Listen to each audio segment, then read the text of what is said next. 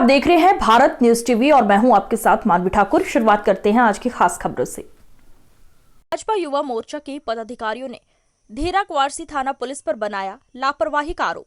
आपको बता दें कि योगी मोदी के खिलाफ अभद्र टिप्पणी को लेकर भाजपा युवा मोर्चा के पदाधिकारियों द्वारा क्वारसी थाने का घेराव किया गया, जिसमें उन्होंने फेसबुक पर टिप्पणी करने वालों के खिलाफ संगीन धाराओं में मुकदमा दर्ज न करने पर क्वारसी थाने का घेराव किया।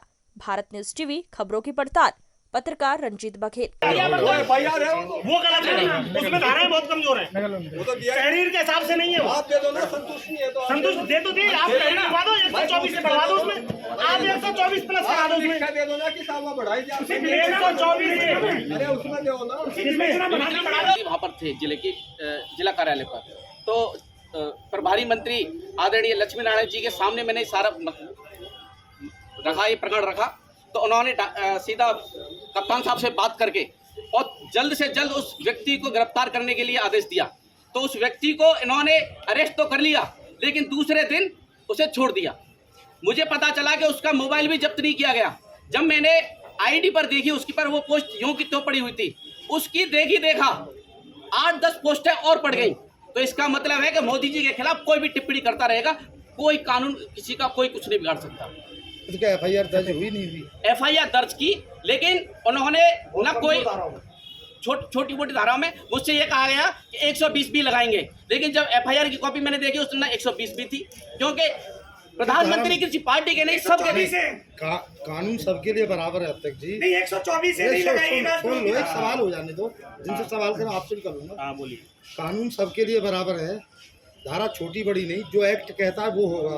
तो मैं जानना चाहता हूँ कि जो पुलिस ने लगाई उसमें धाराएं क्या उसके एक्ट के हिसाब से नहीं लगाई? नहीं, क्या मानते हैं आप? नहीं, उसके हिसाब से नहीं लगाई, क्योंकि प्रधानमंत्री इस देश के सबके हैं, राज्य के हैं, जनमानस के भड़काने वाले हैं, राजद्रोह लगना चाहिए। इन्होंने मुझसे कहा कि हम 124A या B जो भी है राजद्रोह की धारा लगाएंगे, तो हम यहाँ से चुपचाप अपनी एक एफआईआर दर्ज करा के और चले गए। अच्छा अध्यक्ष जी, ये बताइए कि एसएचओ की कुर्सी पे भारत माता की तस्वीर रखने का क्या मकसद था? ऐसा है कि हम आए तो उससे 2 मिनट पहले मेरी फोन पर बात हुई कि हम आ रहे हैं, बोले ठीक है आ जाइए। हमने यहाँ कर देखा तो ये थाना छोड़कर भाग गए।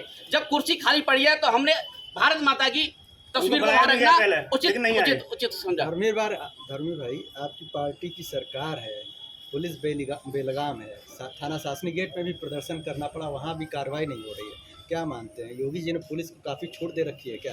नहीं, योगी जी ने लॉ एंड ऑर्डर कंट्रोल करने के लिए छूट दे रखी है, लेकिन यहाँ पर कुछ अधिकारी भारतीय जनता पार्टी के विरोध में काम कर रहे हैं। जो यहाँ हम आज बैठे हैं ये एकदम बिल्कुल क्लियर दर्शाता है, अन्यथा हमें यहाँ बैठने की कोई जरूरत नहीं थी। हमारे मोदी जी के खिलाफ टिप्पणी की गई, प्रधानमंत्री के खिलाफ टिप्पणी की गई है, किसी भी छोटे मोटे आदमी के खिलाफ नहीं। जब आपकी सुनवाई नहीं हो रही है तो पुलिस प्रशासन जिम्मेदार है। जनता की क्या सुनवाई हो रही होगी? क्यों नहीं जाते? एसएसपी का क्यों नहीं जाते? हमने एफआईआर दर्ज यहाँ कराई है, यहाँ के माध्यम से हम एसएसपी से बात करेंगे। इंस्पेक्टर के खिलाफ कौन कार्रवाई करा मैं जानना चाहता हूँ। कप्तान साहब करेंगे। तो फिर वहाँ क्यों नहीं जाते? कप्तान साहब के अभी जाएंगे। जब आपकी नहीं सुनवाई हो रही है तो जनता का क्या हाल होगा? हाँ तो यही तो। नहीं, थाने में तमाम फरियादी यहाँ खड़े हुए अपनी बात लेकर के, फिर उनकी समस्या नहीं सुनी जा रही। आप यहाँ 2 घंटे से थाने में बैठे हुए हैं, तो क्या माना जाए? हम भी तो फरियादी हैं, हम भी तो फरियादी हैं, जानना चाहते हैं। हम भी तो फरियादी लेकर आए हैं। हम कौन से यहाँ पर मारपीट लड़ाई झगड़ा? अच्छा कब तक बैठेंगे आप लोग, कब तक बैठेंगे? यहाँ पर स्पष्ट, एकदम स्पष्ट है कि उस पर 124A जो भी राजद्रोह की धारा लगाकर उसको अगर जेल भेजने का कार्य नहीं होगा, हम जब तक यहाँ बैठेंगे। और अगर ऐसा नहीं होता है तो अगर इनको लगता है कि हम गलत काम कर रहे हैं थाने में बैठकर, तो ये हमें जेल भेज दें, हम जेल जाने के लिए तैयार हैं। ठीक है। अगर मुकदमा लिखा जाता है आप लोगों के खिलाफ तो क्या करेंगे? लिखा मुकदमा हम किस बारे में लिखा जाएगा? हम किसी को गाली गलौज कर रहे हैं, किसी को मारपिटाई कर रहे हैं, कोई काम कार्य में बाधा कर रहे हैं? हम जैसे आम आदमी आता है कहना है सरकारी काम में बाधा डाल, कहाँ है? नहीं, कहाँ बाधा? हमने कोई जान माल का नुकसान किया या किसी को गाली गलौज की या किसी के क्या कार्य करने से रोका? हम जैसे आम जनमानस आता है ऐसे ही हम आए, ऐसे ही वहाँ पर कुर्सियाँ कम थी, ऐसे ही कुर्सियाँ कम थी वहाँ पर, आदमी हमारे साथ ज्यादा थे, हमने कुर्सियाँ उठाकर भाग दी, वही बैठे। अगर युवा मोर्चा के ऊपर मुकदमा दर्ज होता तब क्या करेंगे आप? थाना खाली करने का काम करेंगे आप? कैसे थाना खाली करने का? नहीं, थाना कैसे खाली? आपने जैसे हमको खाली करेंगे? नहीं, थाना हमारा है। हम भाई तो कुर्सियाँ कम थी, कुर्सियाँ कम थी, हमने कुर्सियाँ तो उठाई है।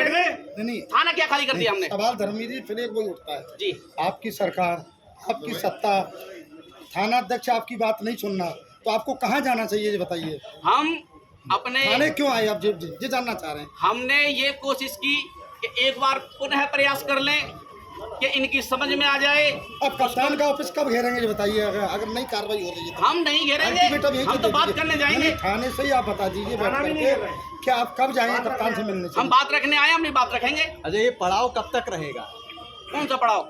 अरे ये पड़ाव ही है आप लोगों का। ये बैठे हैं जो ये पड़ाव ही तो है। फरियादी आ रहे हैं, समस्या लेके आ रहे हैं, पुलिस पूरी तरह घिर गई। पूरी जब तरह तक समस्या का समाधान न हो जाए। ठीक है मैडम। इसी पे उनकी बातचीत सुनेंगे थाना अध्यक्ष सभी लोग। तो यहाँ फरियादियों से खड़े खड़े बातचीत सुनी जा रही है तो इसको आप क्या कहेंगे। कहीं न कहीं यहाँ पर कुछ लोगों द्वारा अपनी मांगों को लेकर जो है तो रास्ता जाने का रास्ता जो है वहाँ पे बैठ गए हैं और कोई अंदर जा नहीं पा रहा है। इसलिए यहाँ के प्रभारी निरीक्षक जो है फरियादियों की बात बाहर खड़े होकर सुन रहे हैं, उनकी समस्या का निस्तारण कर रहे हैं। नहीं तो क्या मानते हैं थाने में इस तरह की व्यवस्था दी जाती है। मुख्यमंत्री कहते हैं, डीजीपी कहते हैं कि फरियादी को बुलाओ, पुलिस मित्र के रूप में काम करे, तो फिर क्या उन फरियादियों को कहीं बैठने की जगह भी नहीं मिल पा रही है चेम्बर में। क्या वजह है, इसके पीछे कारण क्या है। कुछ लोग आए हैं अपनी मांग को लेकर जो है बैठ गए हैं, वो रास्ता जाने का है नहीं, इसलिए जो है उनकी फरियाद बाहर ही सुनी जा रही है, उसका निस्तारण कराया जा रहा है। उन्होंने इंस्पेक्टर की कुर्सी पे भारत माता की तस्वीर को भी रख दिया था। किस मामले को लेकर एक हाथ पूरे ये एक वीडियो फेसबुक पे एक वीडियो वायरल हुआ था, उसमें इनके द्वारा तहरीर की गई थी, जिसमें संबंधित धाराओं में सहयोग पंजीकृत किया गया है और विधिक कार्रवाई की गई है और विधिक कार्रवाई प्रचलित है विवेचना प्रचलित है। क्या चाह रहे थे ये लोग, किस मामले को लेकर बैठे हुए हैं। अब ये क्या चाह रहे हैं अब इसको तो ये अभी स्पष्ट रूप नहीं बता पा रहे हैं। इनकी मांग है कि वो जेल जाना चाहिए था, क्यों छूट गया।